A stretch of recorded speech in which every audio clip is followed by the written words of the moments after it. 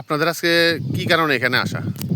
আমরা সারা ভারত বিধানসভা ডুকরি মহকুমা কমিটির পক্ষ থেকে পশ্চিম ত্রিপুরা ডুকরি ব্লকে গোলকপুর গ্রাম পঞ্চায়েতের পশ্চিম দুর্গাপুর এখানে যে বুড়ো দান করেছে, সেই জলে প্লাডে বুড়ো দানগুলি সব বন্যায় ক্ষতিগ্রস্ত হয়েছে, সেই জন্য আসলাম।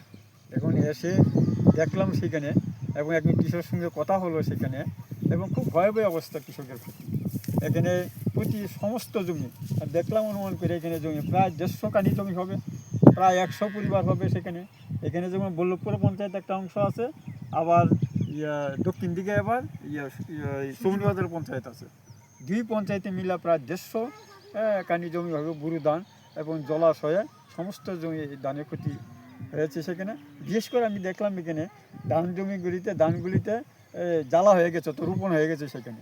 এবং কৃষকের সাথে কথা বললাম, ওনারা বললেন যেই ধান হয়েছে ভালো ধান হয়েছে, কিন্তু 4 ভাগের 1 ভাগও ধান আমরা নিতে পারি না।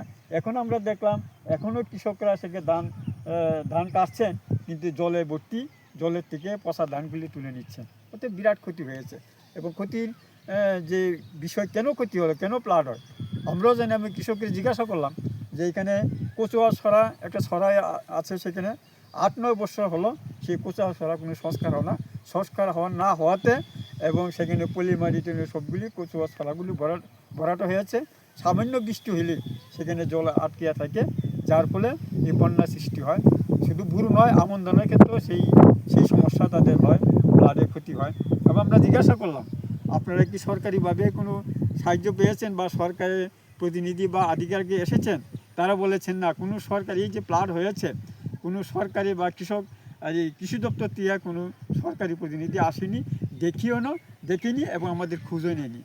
আমরা বলার চেষ্টা করছিলাম পঞ্চায়েতগুলিতে, তার উনি বললেন যে পঞ্চায়েতে সবাই এখানে আসে, দেখো তো ক্ষতি, কিন্তু কোনো সংস্থাই কৃষকের সাহায্য করার জন্য এগিয়ে আসেনি। তার জন্য আমরা বললাম, চলুন না আমরা সঙ্গে আমরা ডুকলি ব্লকে যাব, বিডিওর কাছে বলবো যে কচুয়া ছড়াটা জরুরি ভিত্তিতে সংস্কার করার জন্য। কচুয়া ছড়া দিয়ে সংস্কার করা হয়, প্রায় এখানে 150 পরিবার বা 100 পরিবার তাদের জমিগুলি রোপণ করতে পারে। তার জন্য আমরা বলেছি কৃষকরা, আপনারা সবাই চলুন, আমরা ডুকলি ব্লকের কাছে যাব, আমরা প্রতিনিধি হিসেবে ডেপুটেশন দেবো, সেখানে জরুরি ভিত্তিক যাতে ছড়াটা সংস্কার করা হয়।